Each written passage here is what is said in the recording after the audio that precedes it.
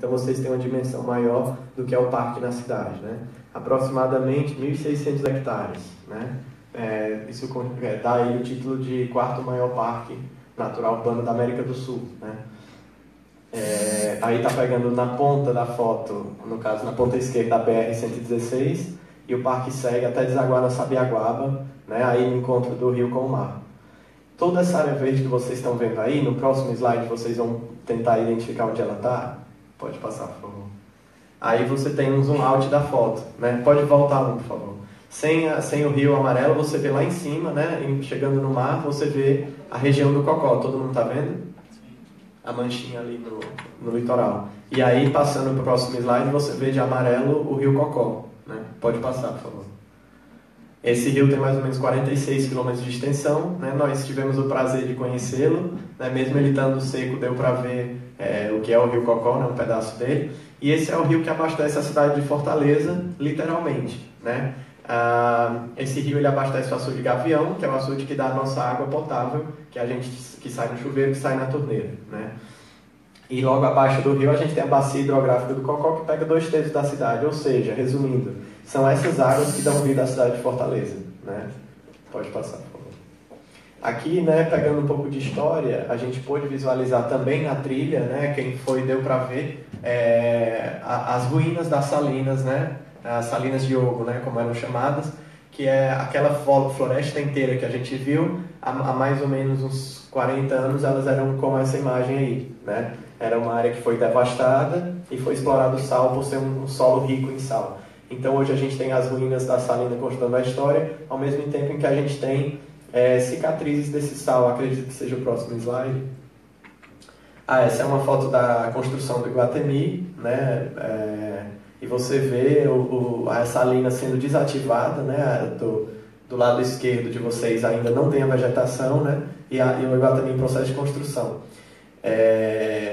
E vale lembrar que essa construção está sendo feita em um berçário, né? Em uma área de mangue, então aí já tem marcante um impacto ambiental, né, da cidade. Essa área inteira é uma área que tem um lençol freático muito superficial e é uma área extremamente importante para os ciclos biogeoquímicos, vamos colocar assim, que pega várias esferas, né, desse parque.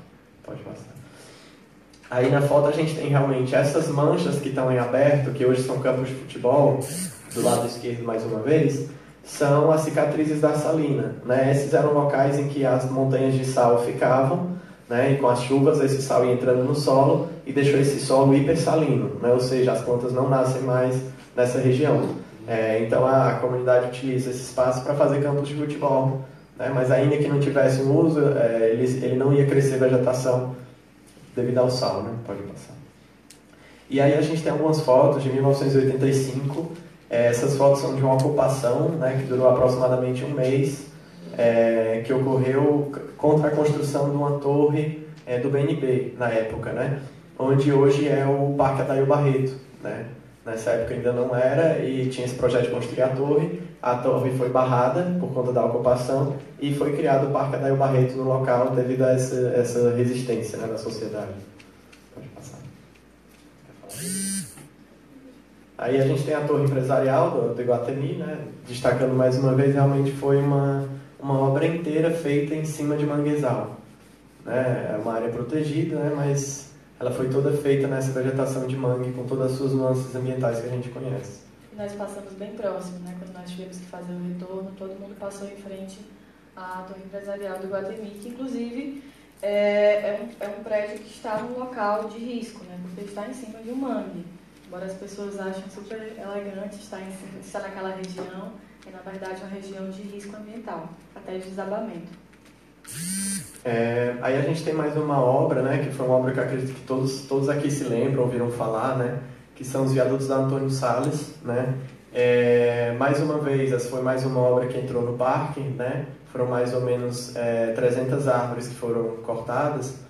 E essa obra ela foi feita, uma particularidade dela, sem o licenciamento trifásico, né? Não teve estudo de impacto ambiental, relatório de impacto ambiental. Ela foi feita dentro do que o macrozoneamento ambiental de Fortaleza prevê como zona de proteção ambiental, né? Fora que é dentro também da APA do Rio Cocó, né? Que foi regulamentado em 89, se eu não me engano, né?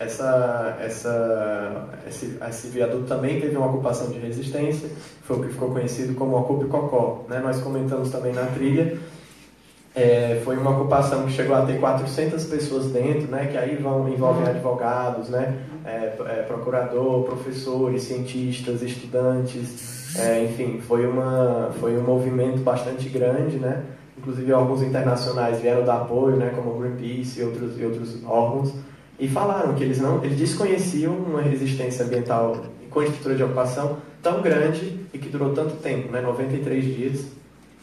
Enfim, resultou em artigos, publicações, livros também, né? Vários antropólogos e cientistas da área foram lá, professores que eu não conhecia, que hoje são do meu curso, né? Foram lá também dar um apoio ecológico porque a ocupação fez replantio, né? Fez um reflorestamento na região também, coisas do tipo.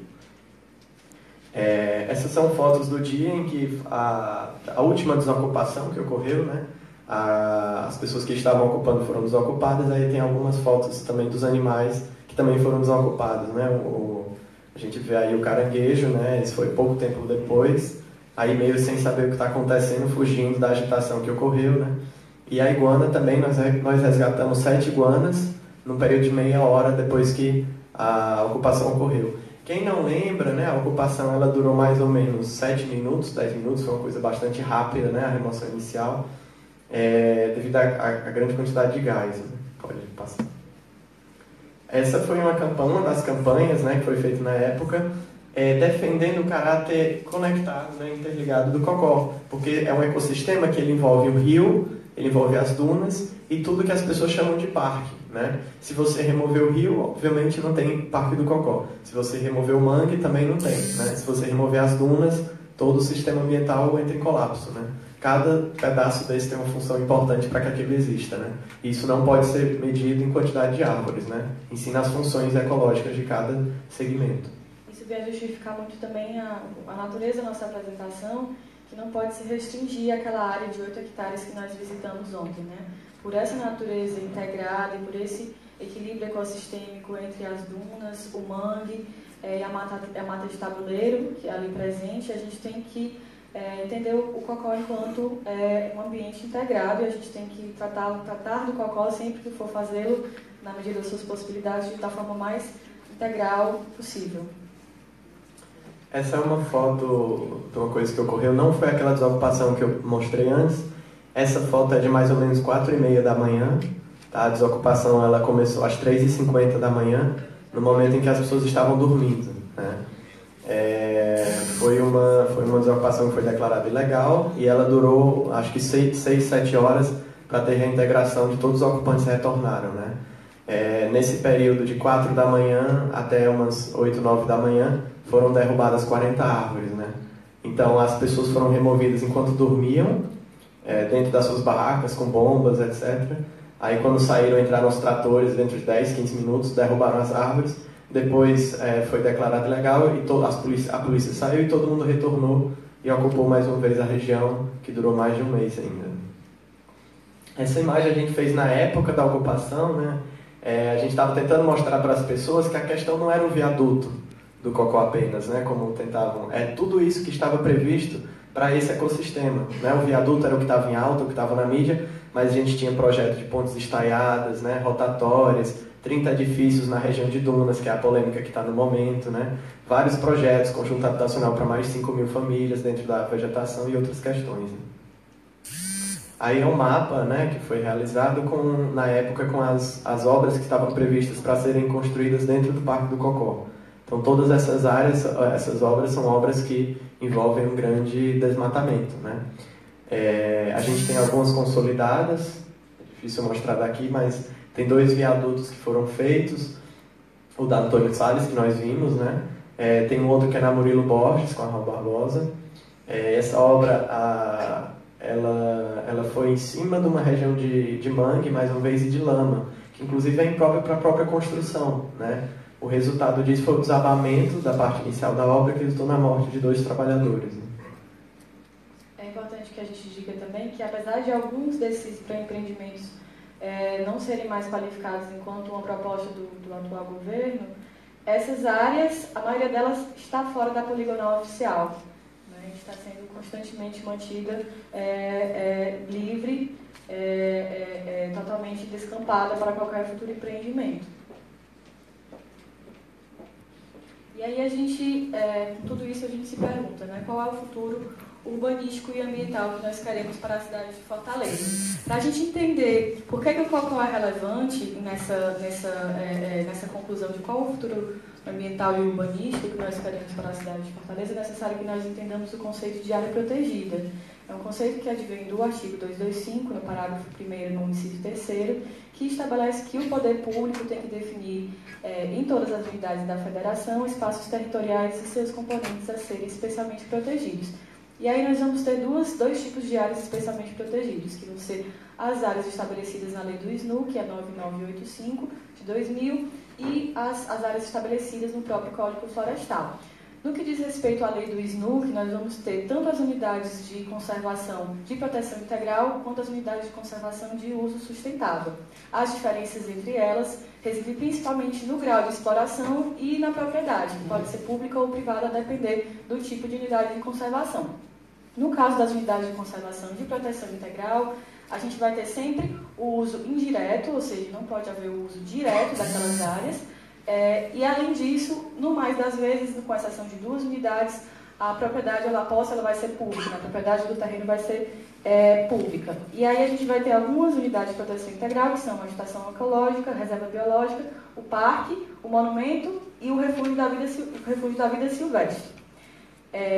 No caso das unidades de proteção integral, o objetivo é justamente preservar a natureza, se não admitindo apenas, como eu já havia dito, os usos indiretos dos recursos naturais. E aí o Parque Nacional, especificamente, ele tem um objetivo básico de preservação dos ecossistemas naturais de grande relevância ecológica e beleza cênica. Aí vocês veem, né, um resquício, né, da nossa legislação ambiental que ainda fala em beleza cênica, atrelado ao conceito de relevância ecológica. Mas ainda assim, esse é o objetivo do parque, e no caso do Parque do Cocó é um parque estadual. E além disso, os únicos usos que podem haver ali são os usos de pesquisa científica e visitação, a não ser que hajam outras exceções que o próprio decreto venha estabelecer, mas essa são os objetivos da unidade de conservação do Parque Estadual do Cocó. O domínio vai ser sempre público, as áreas particulares elas têm que ser desapropriadas, o que na verdade constitui a maior celeuma em relação à demarcação do Parque do Cocó, porque o que se dizia é que a não inclusão de 400 hectares nessa poligonal, de 400 hectares de área verde, se fazia porque todas essas áreas eram áreas particulares. É necessário ressaltar que algumas, a gente já tinha, na verdade, a comprovação de que eram áreas públicas, mas ainda assim não foram incluídas porque havia qualquer tipo de confusão entre a SPU, a Secretaria do Patrimônio da União, e o Governo do Estado, o que seria realmente público ou privado. Além disso, a visita pública ela tem que ser sujeita ao plano de manejo, ou seja, a visita que nós fizemos ontem, ela ainda não foi regulamentada por um plano de manejo, isso ainda está a ser feito, deverá ser feito nos próximos 5 anos, que é o que estabelece a lei do SNUC, mas sem nenhuma previsão de penalidade, também se não for feito. A pesquisa científica depende de autorização prévia, que foi o caso que o Gabriel precisou solicitar essa autorização da SEMA, da Secretaria Estadual do Meio Ambiente, da SEMAS, para a realização de pesquisa científica no local. A equipe do Gabriel está fazendo levantamento de fauna. E o parágrafo 4º do artigo 11 da lei do SNU, que fala justamente que, no caso do parque ser estabelecido pelo Estado, vai ser um parque estadual, e pelo município vai ser um parque natural municipal. Então, o Parque do Cocó, sendo estabelecido pelo Governo do Estado, em parceria com a Prefeitura de Fortaleza, é necessário que se diga, porque as áreas que não foram inclusas na poligonal, havia a promessa de que a Prefeitura iria, no mínimo, estabelecer como ZPA, como área de proteção, como zona de proteção ambiental, que é o equivalente à APP, né, a mesma proteção da APP, do Código Florestal, mas o que não foi feito, inclusive nós, como vocês vão ver no lugar da apresentação, nós regredimos, né, em vez de estabelecer essas EPAs, nós, na verdade, retiramos algumas proteções que já existiam no âmbito municipal.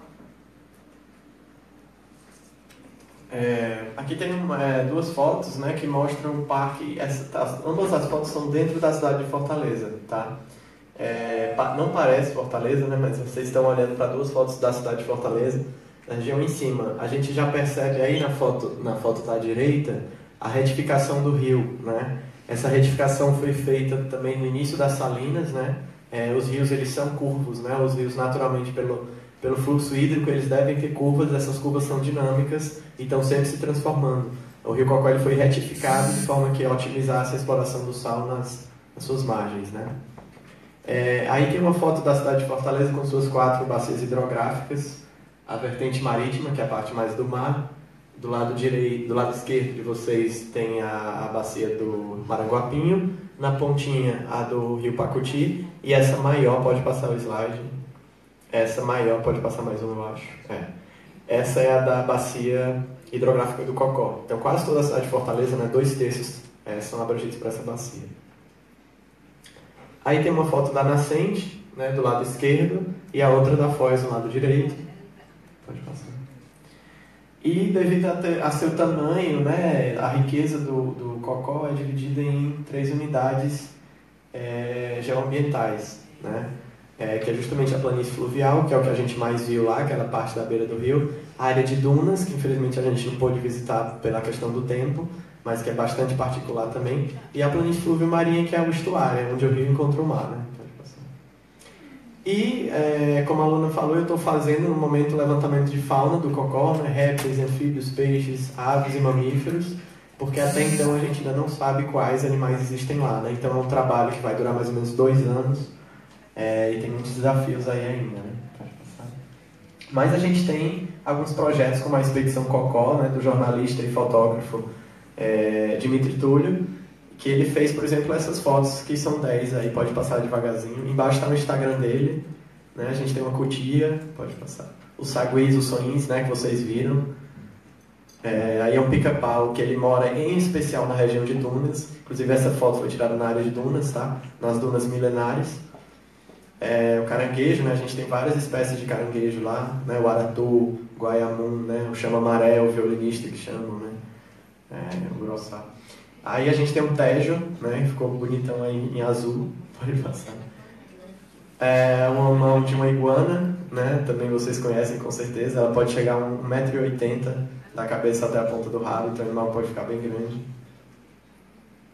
A gente tem gavião, né, ele provavelmente está espreitando alguma coisa para se alimentar. As garças, que também são bem famosas, né, a gente tem mais de 10 espécies de aves que moram nos ecossistemas aquáticos, né, aves pescadoras, né? A garça branca grande, a pequena, a gente tem o socoboi, o socozinho, o tamatião, né, martim pescador e várias outras espécies que moram no Rio Cocó. Pode passar. Aí é o Dimitri Túlio.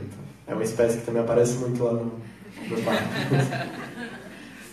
E a gente tem alguns animais que eram abundantes e agora estão com declínio populacional muito grande. Em cima você tem o guaiamum, né, que é um caranguejo azul que era muito comercializado, hoje praticamente não é. É um caranguejo que pode passar muito de 2 palmos de comprimento, ele fica muito grande mesmo. Eu deveria ter colocado uma foto aqui. Ele fica enorme, fica muito grande.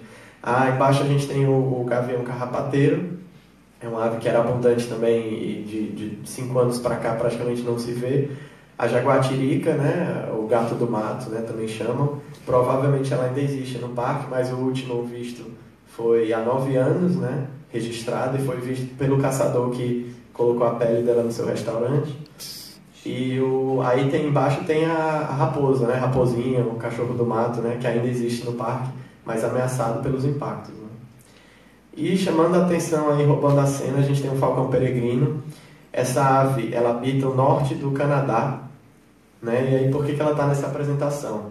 Essa ave, que é o animal mais rápido do planeta Terra, né? Ele consegue voar até 370 km por hora, ele atravessa o oceano inteiro e se reproduz na região do Parque do Cocó, tá? Ele é muito visto em especial na região de dunas, né? Já tem registro dele se reproduzindo aqui, e a gente tem um colega, o Sanjay Veiga, que fez um mestrado só com essa espécie, e ele observou todos os ciclos dela no Parque do Cocó, né? Em especial na região da Sabiaguaba. E aí, com toda essa luta que vocês viram se desenrolar nesses slides e na visita de ontem, todos nós tivemos a oportunidade de ouvir, a gente teve uma decisão em 2015 de criação do Fórum Cocó, que seria um fórum multidisciplinar, com entidades públicas e privadas, contando também com a universidade, ONGs, enfim, entes públicos, para, enfim, determinar uma proposta de delimitação da unidade de conservação integral, de proteção integral do Parque do Cocó, que teria 1.435 hectares. Essa proposta foi entregue no dia 26 de agosto. Contudo, durante as negociações, um fórum alternativo, composto, assim, não sei se todos conhecem, mas esses são alguns dos nossos governantes, entre secretários e enfim, pessoas eleitas para exercer o mandato. Eles compuseram um fórum alternativo que foi encarregado de destrinchar as propostas, na verdade, traduzir as propostas do fórum multidisciplinar para as instâncias de deliberação. E aí, durante toda essa discussão em 2015, nós tivemos em outubro de 2015 a marcação, né, com a sigla MDO, em casas da Sabiaguaba. A Sabiaguaba é a área que fica justamente na foz do rio Cocó, e lá residem famílias que lá se encontram há mais de 5 gerações, ou seja, mais de 100 anos, e já foi identificada no próprio plano de manejo da Sabiaguaba. A Sabiaguaba engloba tanto uma área de proteção ambiental quanto o Parque Natural Municipal de Dunas. Ela foi identificada, essa comunidade, enquanto tradicional nesse plano de manejo. E essa comunidade, ela está dentro do Conselho Gestor das Unidades de Conservação da Sabiaguaba. É um Conselho Gestor que abrange a gestão tanto da APA quanto do Parque Natural Municipal. E o plano de manejo estabelecido para realizar a gestão, para orientar a gestão dessas duas unidades de conservação, foi um plano de manejo estabelecido pelo professor Jeová Meireles, né, coordenado pelo professor Jeová Meireles, que estará comentando um filme na semana que vem, no Cine São Luís, se eu não me engano.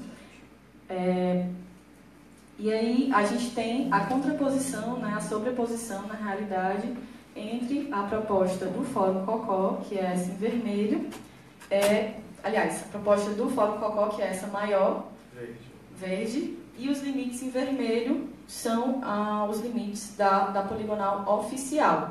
Então, vocês conseguem observar pelo mapa o tanto de áreas que foram deixadas de fora sob essas justificativas, né, de que seriam áreas particulares e que não haveria dinheiro suficiente, não haveria recursos suficientes no erário para desapropriá-las. Mas houve a inclusão dessa comunidade tradicional, que lá se encontra há mais de 100 anos, e que, no dizer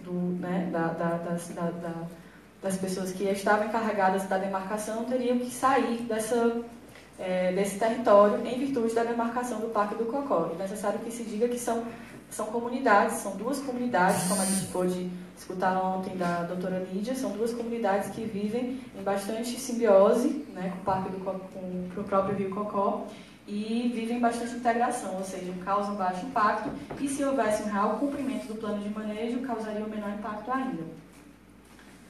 Essa é a proposta. Pode falar. Então, pode só voltar.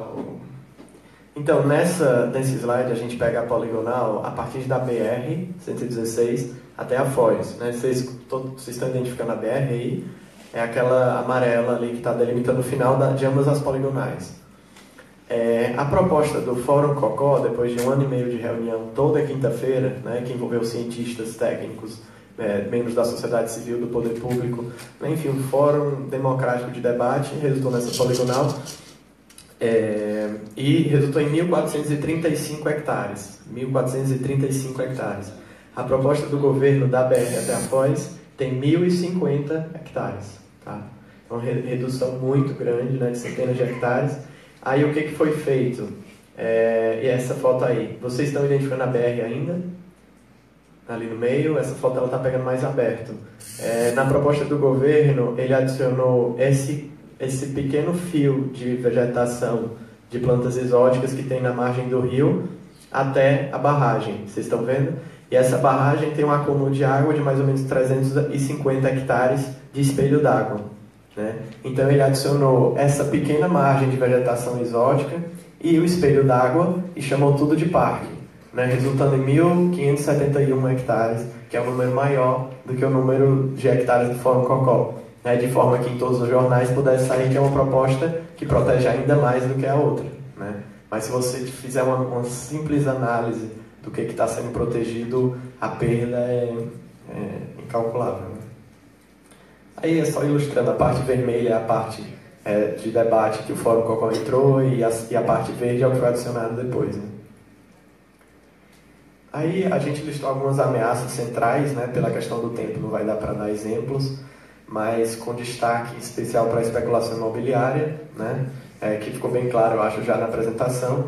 As apropriações ilegais, que são constantes, né? Tanto por parte de prédios, né? De pessoas ricas, assim, poderosas, quanto por parte de pessoas sem condições, que muitas vezes, por ser uma área ilegal, essas pessoas vão acabar ocupando porque não tem especulação tanto nessa área, né? E também ocorre dessas famílias estarem sendo induzidas a ocupar essas regiões pelas pessoas que têm intenção de construir, de forma que descaracterize o terreno para uma futura perícia alegar que aquilo não integra o ecossistema, assim permitindo a construção. Despejo de esgoto, né? A gente tem mais de 40 efluentes ilegais de esgoto atualmente, nesse momento enquanto a gente está aqui liberando esgoto no Rio Cocó. Fragmentação das áreas verdes, né? Que é um impacto, quem foi para a trilha acho que lembra, que quando você separa uma área verde, você tem um impacto muito grande, né, que vai reduzir ali o fluxo gênico, vai reduzir o trânsito das espécies, a polinização e várias outras questões. Uma iguana não atravessa uma avenida, né, um caranguejo não atravessa uma avenida, por exemplo. Os aterros, incêndios, capinações intencionais, que são comuns no Parque do Cocó, descaracterizando. E as espécies exóticas invasoras, tanto animais quanto vegetais. Animais a gente tem destaque para os gatos, né, que tem um impacto muito grande no parque, e vegetais a gente tem destaque para a azeitona preta ou ninho indiano, né, que são espécies que estão avançando muito sobre a vegetação nativa. Aqui eu botei só um exemplo, aqui é um pedaço do parque com destaque para a área que a gente fez a trilha, e você vê que tem avenidas que cortam o parque, né, como a Washington Soares, a Sebastião de Abreu. Então, chamar tudo isso de um só parque não é tão verdade, essas partes têm pouquíssima conexão, né? Infelizmente é comum, se você for andar por essas avenidas, você vê a cena, por exemplo, acho que se passa mais esse tipo de cena triste, né? Que são os animais atropelados, né? Aí você tem uma iguana que é atropelada, eu tenho mais de 30 fotos disso no meu computador, né? É comum você ver uma mata fechada de um lado, uma mata fechada do outro e um fluxo intenso de automóveis no meio. Inclusive tem espécies que precisam viver em um local e se reproduzir no outro. Então simplesmente você leva elas à extinção quando você constrói uma avenida.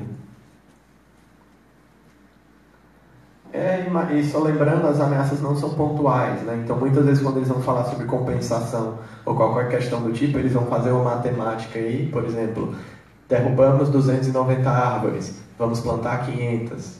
Né? Então eles derrubam 290 de um ecossistema consolidado, que tem todos os ciclos biogeoquímicos conectados, os animais conhecem aquela área, têm seus usos, todos os micro-organismos do solo que levaram centenas de anos para chegar naquele estado, eles retiram todo esse ecossistema e plantam, por exemplo, 500 árvores em meio fio. Né? Por exemplo, isso faz uma arborização embaixo de um viaduto, que não tem qualquer conexão ou valor ecossistêmico. Fragmentação que eu já falei, efeito de borda é um termo da ecologia, de um eco de impacto que tem quando você devasta a margem de uma área verde. O rio é um só, então se você joga lixo ou faz uma devastação no local, isso vai repercutir no parque inteiro e não naquela região apenas. Isso tudo com efeito dominó, uma bola de neve, resulta numa redução aguda da biodiversidade. É necessário que se diga que esses problemas estão correlacionados também à inexistência das zonas de amortecimento e dos corredores ecológicos. Quem foi para a visita ontem pôde observar que há prédios que têm uma porta para o Parque do Cocó. Ou seja, não existe aquela chamada zona de amortecimento, que seriam aquelas regiões no entorno da unidade de conservação, na qual os usos e atividades humanas eles seriam restringidos e seriam regulamentados, justamente para amortecer, né, os efeitos desse impacto dentro da unidade de conservação, sobretudo nas unidades de conservação de proteção integral. Além disso, a gente também tem um conceito de corredor ecológico, que seria aquele que liga duas unidades de conservação ou trechos diferentes de uma unidade de conservação, para que haja esse movimento, tanto genético quanto o movimento da biota, para que, por exemplo, uma caranguejo ou iguana consigam atravessar um pedaço fragmentado e acessar os recursos, tanto de uma margem quanto da outra. E aí a gente tem, no plano de manejo da Sabiaguaba, que as unidades de conservação, tanto a APA quanto o Parque Natural Municipal de Dunas, eles se sobrepõem ao zoneamento urbano. E é importante que se diga que, de acordo com o artigo 26 da Lei do SNUC, quando há a sobreposição ou a justaposição de duas unidades de conservação, como é o caso, é necessário que haja uma gestão integrada das unidades de conservação, preservando-se os seus objetivos. O que fica um tanto quanto complicado quando a gente tem uma APA que é de uso indireto se sobrepondo a um parque que é uma APA que permite o uso direto, se sobrepondo a um parque que permite apenas o uso indireto. Quer dizer, como ficam as populações tradicionais que ainda vão ter que pescar, que vão ter que caçar naquela região. E isso se deu ao arrepio de qualquer deliberação dentro do Conselho Gestor da Sabiaguaba. Ou seja, o Conselho Gestor da Sabiaguaba, ele é deliberativo. Ao contrário da maioria das APAs que a gente tem, das unidades de conservação aqui em Fortaleza, ele é um conselho deliberativo, ou seja, ele tem decisão soberana sobre aquela região. E ele vai se sobrepor ao conselho consultivo do Parque do Cocó, que já está disposto no decreto de instituição do parque. Ou seja, há uma problemática tremenda em relação ao que vai vir disso aí, a gente não tem nenhuma regulamentação ainda e não houve nenhuma iniciativa ainda do governo para sentar e conversar sobre. E aí é necessário que nós entendamos que a manutenção da comunidade da Sabiaguaba naquela região é assegurada tanto pela Convenção 169 da OIT, que deveria, em virtude da qual a comunidade deveria ter sido consultada, uma consulta prévia e informada acerca dessa medida administrativa que é a demarcação do Parque do Cocó. Contudo, essa consulta, como a gente sabe, foi um processo violento de marcação das casas e elas não puderam participar nem através do Conselho Gestor, porque o Conselho Gestor não foi consultado. E também o decreto 6040, que é a Política Nacional de Desenvolvimento Sustentável dos Povos e Comunidades Tradicionais, assegura essa manutenção dessa comunidade lá. E aí a gente tem o texto no slide do que foi prometido para a comunidade enquanto manutenção do parque, que fica assegurada a presença dos nativos e moradores da Sabiaguaba, que se identificam como comunidade tradicional, na área de intersecção da APA de Sabiaguaba com o Parque do Cocó até a finalização de sua identificação por estudos técnicos. O que nós tivemos depois dessa conquista, entre aspas, foi uma conquista, porque afinal de contas nós ainda temos uma comunidade tradicional ameaçada de remoção, nós não sabemos quem são as pessoas que vão fazer esses estudos técnicos, quais são as conclusões desses estudos técnicos, e qual seria o processo adequado para a retirada, se houver, dessa população de lá, já que, retirando essa população de lá, haverá também um efeito catastrófico na manutenção dos fatores culturais dessa comunidade. É necessário que se diga que a terra, ela é um fator, o território é um fator tradicional da comunidade, então, tirando ela de lá, a gente perde também em quesito cultural. Depois disso, a gente teve a regulamentação do Parque do Cocó. Essa é uma foto, né, da regulamentação do Parque do Cocó, que é bem emblemática, porque a gente está segurando uma faixa, não removam as zonas do nosso parque. Mal sabíamos que 2 meses depois a gente ia ter uma movimentação da Câmara Municipal no sentido de revogar a área de relevante interesse ecológico das dunas do Cocó, ou seja, aquela promessa de que iam ser estabelecidas zonas de proteção ambiental pela Prefeitura não só foram descumpridas, como a gente teve a remoção de uma das únicas áreas protegidas municipalmente, que era a área de relevante interesse ecológico do Cocó. E foi isso que aconteceu, né? Em 10 de agosto a gente teve uma movimentação na última meia hora da Lei de Uso e Ocupação do Solo, uma emenda aditiva que acrescentou 283 na Lei de Uso e Ocupação do Solo, no sentido de extinguir a área, em contradição com aquele artigo da lei do SNUC, que diz que toda unidade de conservação, sendo alterada ou suprimida, tem que ser por lei específica. Não foi, foi por uma emenda no último processo, na última meia hora, uma emenda que, inclusive, não tem um objeto tão bem delimitado assim. Nessa emenda há também a disposição de que a Lei de Uso e Ocupação do Solo ela passará a viger imediatamente, o que é uma crescência nas legislações urbanísticas. A gente sabe que a cidade precisa se adaptar para atender, né, às modificações urbanísticas de uma Lei de Uso e Ocupação do Solo. E aí nós nos mobilizamos, enquanto entidades da sociedade civil e pessoas interessadas. Se vocês puderem acessar essa petição do Avares. Pode falar. Não, então, é isso mesmo. A gente fez essa petição, né? Agora está com acho que 5.000 assinaturas. É uma petição, basta você colocar seu e-mail, né? E essa petição está numa página do Facebook chamada Frente Cocó.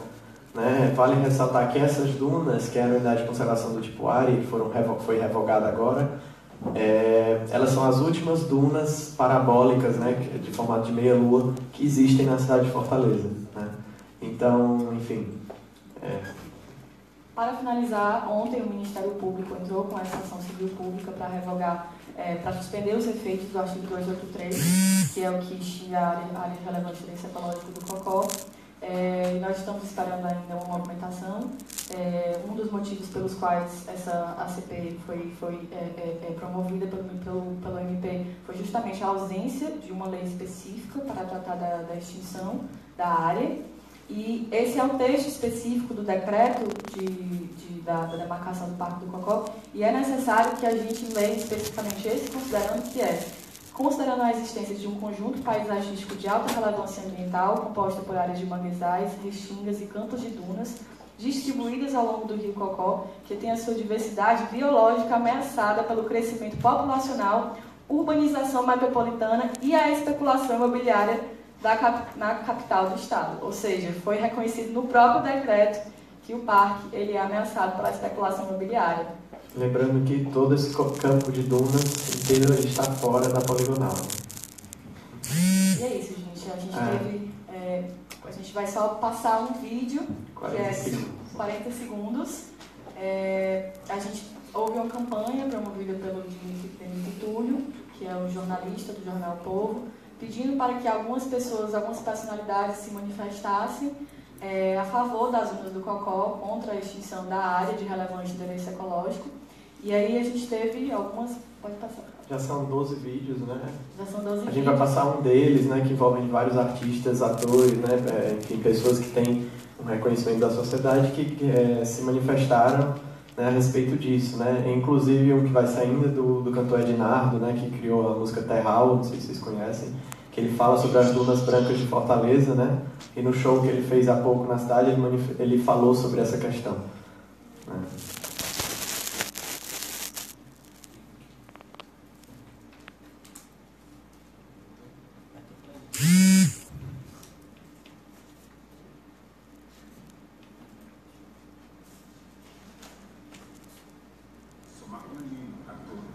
Eu acho que tá eu vi as dunas que estão lá, vi o rio que corre por ali, vi toda a fauna que habita esse lugar perfeito. Por favor, deixe essas dunas em paz, deixe esses pássaros viverem, dê um exemplo ao mundo. Com todo mundo destruindo o nosso planeta, a gente aqui tem que melhorar, tem que segurar a onda. Por favor. É muito importante para a cidade ter esse manancial, ter essas dunas para preservar a natureza. Por favor.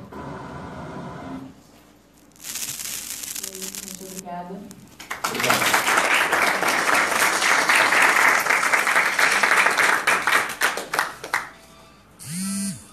André, pode me ajudar? Entregar o certificado?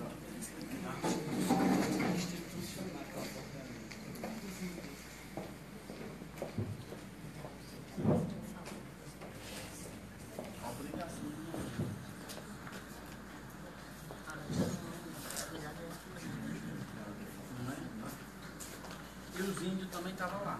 Sim, eles fizeram um grande apoio no nosso país. Primeiro você, Só os dois, ó. os dois? É. A Margarida quase morria também.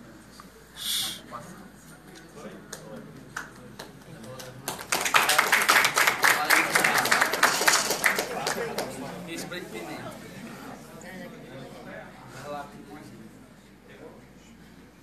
Não, terminou não. Agora o pessoal que foi pro Cocó.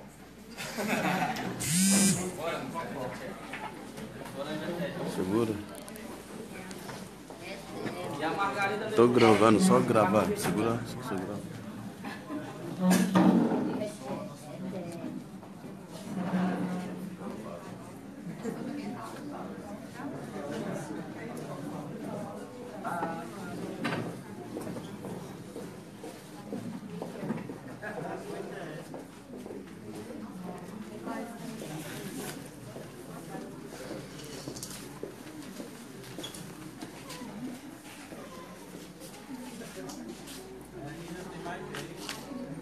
Só Margarida. Derrubada com as costas. Vamos atrás.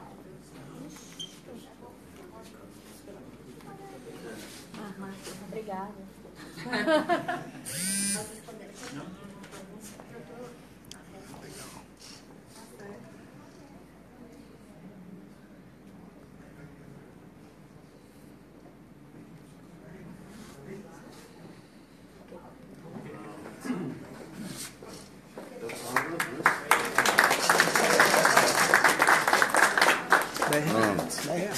Certo. O povo Biafra. Papacapim dos meus sonhos. Lá não tinha os papacapim. Os papacapim não estavam lá. Do papacapim.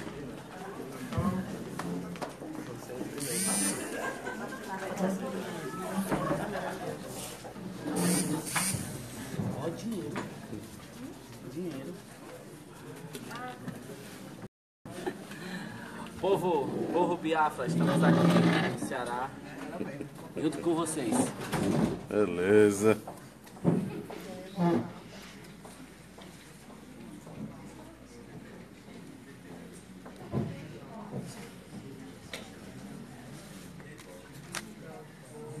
O Salvador do céu está olhando por você.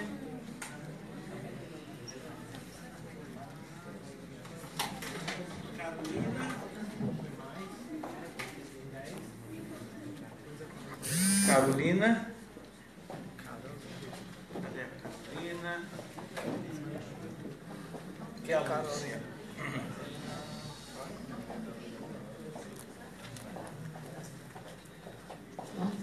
Eu tô vendo Carolina. Carolina veio? Não, a Lúcia. Hein? Ah, tá certo.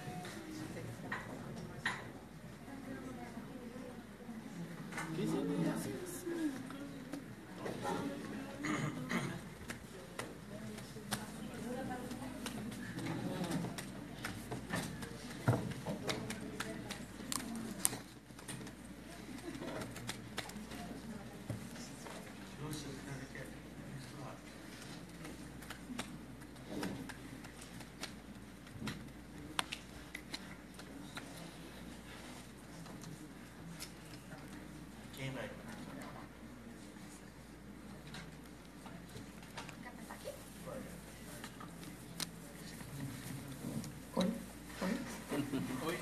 Oi.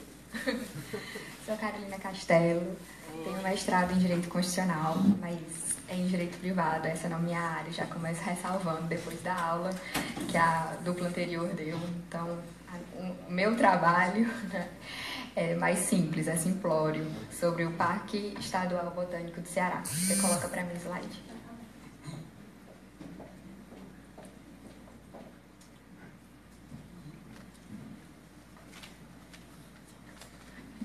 Ah, tá bom.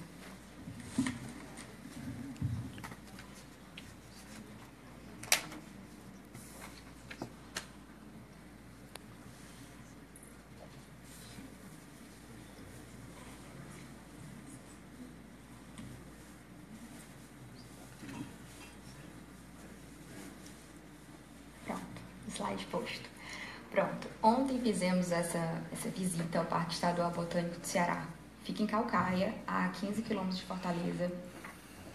Foi instituído pelo Decreto Estadual 24.216, de 9 de setembro de 96. A instituição do parque, propriamente dito, foi feita dois anos depois, em 98. Falaram pra gente, na apresentação, feita na visita, que um dos mentores, um dos principais mentores do parque foi o Renato Aragão, o Didi. Ele que angariou recursos junto à iniciativa privada para que o parque se tornasse possível, né? Fosse construído. É uma unidade de proteção integral, como a Luana explicou sobre o que era, então não vou ser redundante. Próximo slide, a fotinha do... Próximo, vou passar, né? Pronto, é a fotinha do grupo. Aqui é bem na entrada. O parque tem 190 hectares, né? Quase 200 hectares. É uma vegetação de tabuleiro litorâneo, com representantes da mata de tabuleiro, cerrado, caatinga e área de manguezal. Um dos detalhamentos que fizeram pra gente foi em relação às cores da vegetação, as cores dos troncos das árvores, que eram claras. E na cidade a gente costuma ver árvores de tronco escuro, exatamente pela poluição, né? Falavam, respire fundo, que aqui o ar é muito puro. Aqui eu botei alguns exemplos de plantinhas que vimos lá. Tem o pau-brasil, João Mole, catingueira, pau branco, angico, ipê roxo, beijo. Alguns levaram beijo, né, para casa, que ganhamos uma mudinha. Vi num vídeo na internet, divulgação do parque, que nas visitas individuais, cada um pode ganhar até 2 plantinhas, até 2 mudinhas. Aqui é o vídeo do sagui, que vimos lá. Eu consegui observar 3, muito facilmente. Eles estão acostumados com a presença humana, então eles não se assustam com a gente, e chegamos bem próximo. Saiu do ladinho? Tem áudio? Sim. Deu para ouvir? Ele conversou um pouquinho com a gente. Pronto. As 3 frentes do Parque Botânico são a educação ambiental, as pesquisas científicas e o viveiro de mudas, né? A educação ambiental, fomos um dos grupos, né, que teve visita. E aí eles recebem instituições, escolas, famílias, grupos, colocam vídeos educativos, explicam sobre o ecossistema, fazem todo um guia. Além disso, também tem as trilhas, né? Tem uma trilha de 6 quilômetros, aliás, 6 quilômetros de trilhas, né? Tanto faz. A gente percorreu por um caminho mais aberto, não chegamos a fazer a trilha ontem no passeio. Mas a trilha é mais fechada, né? Então, para os aventureiros, um pouco mais aventureiros, irão gostar. Tem as pesquisas científicas, que o parque tem... como eu posso falar? Tem apoio, convênio com várias instituições, com várias faculdades e universidades, que são feitas pesquisas, tanto no próprio parque, como coleta de material para ser feita nas universidades. Tem esse tipo de apoio lá. E o viveiro de mudas, que eu acho que tem foto no próximo slide, que é aqui o viveirinho de mudas. Pronto. Na estrutura do Parque Botânico tem um museu, que não chegamos a visitar, 2 auditórios, um de 40 e outro de 80 lugares, salão de exposição, quiosque para piqueniques, né? O parque ele é aberto de segunda a segunda, ele não fecha. De 8 da manhã às 5 da tarde, então é interessante para os domingos reunir a família e fazer piqueniques. Tem a xiloteca, que é um painel de exposição de troncos das árvores.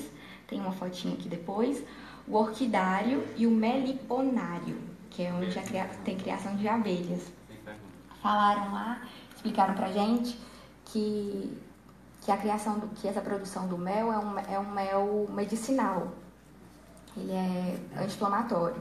E a abelha, o nome dela é Jandaíra, desculpa. E ela, todos já sabem, né? Sabe melhor que eu. A Jandaíra, ela não tem ferrão e é uma espécie nativa daqui. Ela é própria da Caatinga e tem por todo o Nordeste. A fotinha do viveiro. Pronto, fomos recepcionados ontem por um saxofonista. Ali atrás é a xiloteca, gente, que dá ali pra ver. Oh! Ficou lindo, viu? Aqui depois foi o auditório, Somos Nós, ontem. Tivemos uma apresentação indígena, depois que fomos recepcionados no auditório. Eu coloquei o videozinho, curtinho, não sei se... Aqui tá tocando, mas lá não tá, né? Estamos escutando. Estamos escutando daqui, ó. Tem como dar play? Ah, então deixa pra lá, né? Vocês imaginam que é uma apresentação muito bonita. Oi? Ah, tá no grupo. Pois é, quem tiver interesse, assista no grupo. Aqui é uma fotinha com os índios. Essa índiazinha menor, que é a loirinha, ela, durante a apresentação, teve um encontrinho dos pauzinhos que eles estão segurando e ela foi levantada, foi o auge da apresentação. E aqui, depois da visita ao Parque Botânico, fomos à creche Amadeu Barros Leal. Eu posso falar muito pouco da creche, porque enquanto estava falando sobre a creche, eu estava brincando com as crianças. Aqui a foto da Carolzinha, brincando com as crianças. Aí, Carol, tu. E a última foto é o André, que foi palestrante. Aí, brincando com as crianças. A próxima foi? Não foi. Não caiu, não.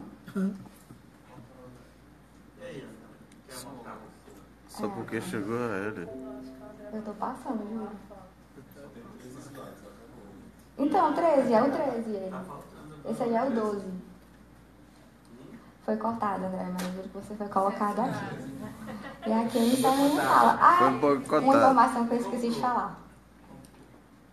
Pronto, a informação que eu esqueci de falar sobre o viveirinho de mudas. Estima-se que ao final deste ano se chegue ao total de 100 mil mudas doadas. Bastante, né? Porque prefeituras, não há só a doação individual, instituições, escolas podem também receber a doação. E é muito comum prefeituras vão até o parque para fazer o projeto urbanístico da cidade. Então, coletam as árvores de lá. É isso. Obrigada.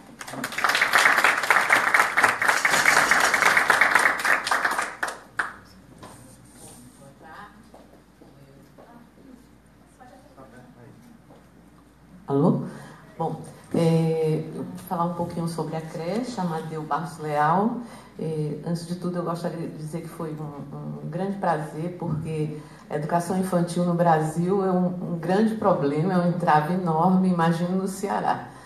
E a educação infantil é uma área da educação muito sofisticada, e eu acho que é exatamente por isso que existe esse descaso à educação infantil no Brasil. Dessa forma, eu parabenizo o professor César por essa iniciativa que deu início em 1993. É uma creche construída com os esforços do professor, né? Ela vive a creche ela foi inicialmente cedida em regime de comodato pelo Instituto Bom Pastor, e hoje a creche pertence... O professor conseguiu finalmente comprar a sede da creche.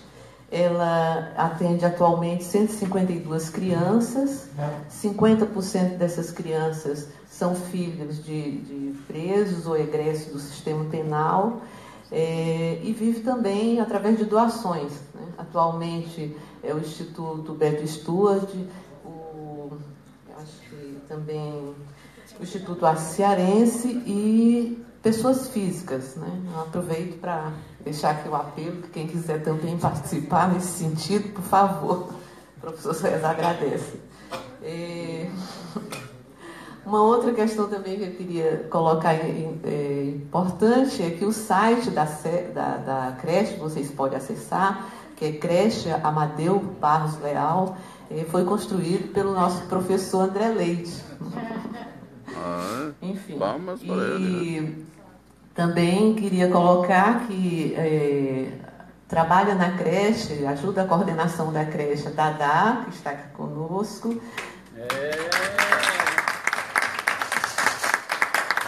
E a dona Yolanda também, que é a mãe da Dadá e que nos recebeu super bem, né? Então, Então, louvo a iniciativa do professor, mais uma vez, colocando que a educação infantil é uma área da educação básica importantíssima, né? E muito, especialmente aqui em Fortaleza, nós tivemos um desmonte da educação infantil. Então, ter uma iniciativa como essa é algo muito importante para Fortaleza, especialmente para os egressos e as pessoas que estão no sistema prisional. As mulheres, então, agradecem também. Era isso. Gostaria de aproveitar aqui e vender um pouco do meu peixe também, um outro peixinho.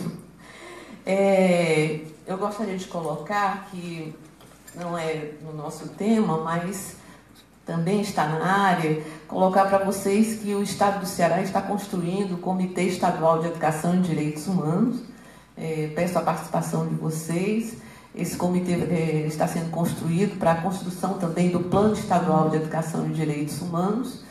E é muito importante a participação de vocês que estão aqui, mesmo que estejam ligados à questão do meio ambiente, mas nós tivemos também um desmonte no nosso Plano Estadual de Educação. Todas as questões referentes aos direitos humanos foram praticamente retiradas, então faço um apelo que vocês participem desse processo. E também um outro eixo que nós trabalhamos lá na Coordenadoria de Direitos Humanos é a questão da memória e da verdade. E a propósito, eu queria colocar para vocês que essa semana, dia 29, a juíza Nair Cristina Conrado Pimentel de Castro, de Marabá, ela aceitou a denúncia do Ministério Público Federal do Pará, onde contra o coronel de reserva Sebastião Rodrigues de Moura, o Major Curió, e também Lício Augusto Maciel, acusado pelos crimes cometidos na guerrilha do Araguaia. Então, isso é uma ação inédita no Brasil, porque todas as tentativas do Ministério Público em São Paulo, nós não logramos nenhum sucesso, e então é a primeira vez no Brasil que a gente consegue com que o Ministério Público tenha essa ação. Era isso, obrigado, professor, desculpe pela venda do meu peixe, parabéns pelo trabalho do senhor, enfim. É isso. Obrigada.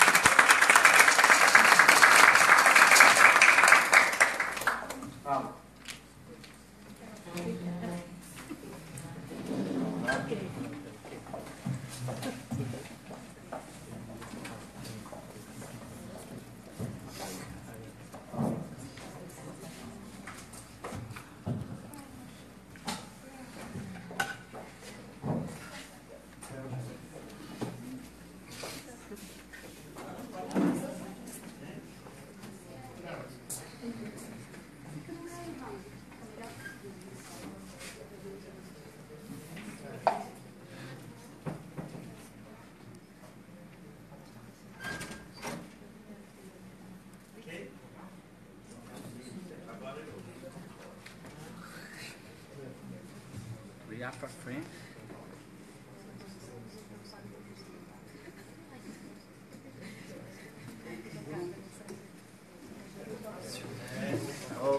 Cosmo, acho que o mexicano comeu tanto que ficou dormindo.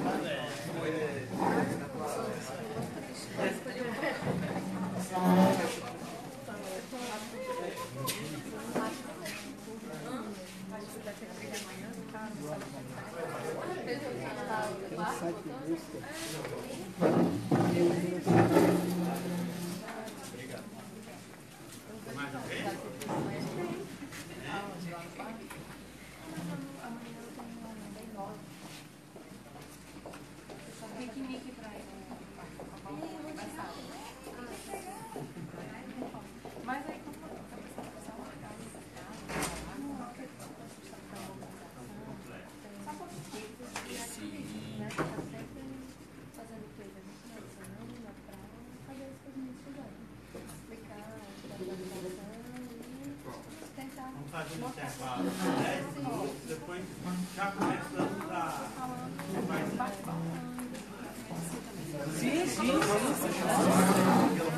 Bom, gente, mais um intervalo. Daqui a pouco voltamos ao vivo. Valeu!